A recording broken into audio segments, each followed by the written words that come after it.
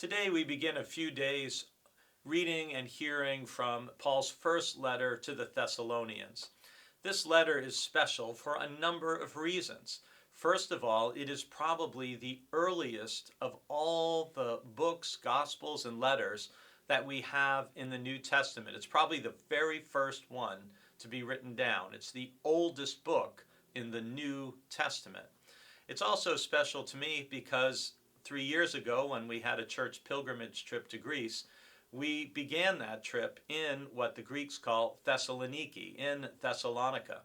And it was so amazing to be able to walk by the seaside port and to imagine Paul arriving in this city. And he began there in the synagogue, but his letter is addressed to Gentile believers because, as in many places, Paul ended up having more success with people from the culture than he did even with his fellow Jews when it came to sharing the good news of the gospel of Jesus Christ.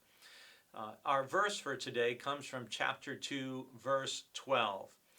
And Paul writes there that he is urging and encouraging you and pleading that you lead a life worthy of God, who calls you into his own kingdom and glory. This to me is just such an inviting, inspiring call from Paul to not only the Christians then, but to Christians throughout time and in our own time. That he is urging, encouraging, and pleading that you lead a life worthy of God. That's a high calling. That's challenging, isn't it?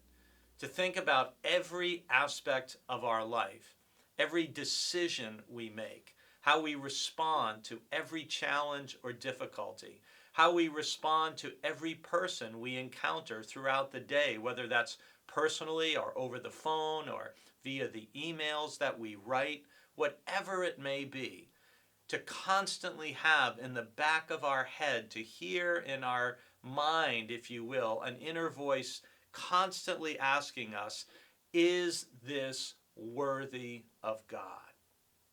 Is this worthy of God? Is this person I'm listening to on TV or on the radio, are they worthy of God in what they are saying or the positions that they're taking? And the way that I respond to somebody who disappoints me or hurts me or says something that we find difficult, am I responding in a way that's worthy of God? And why is it so important? It's because, as Paul says in the second part of the verse, because God is calling you into his own kingdom and glory. And unholiness, sin, is not going to be a part of God's kingdom and glory. So we always need to be more ruthless, if you will, with ourselves than we are with other people. It can be easier to be ruthless and look at other people and say, oh, they're so terrible, or what a loser, or how could they be so wicked or cruel or mean?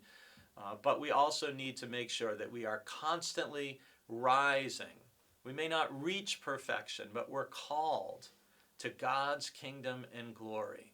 So lead a life worthy of God, the very best that you can, today and every day.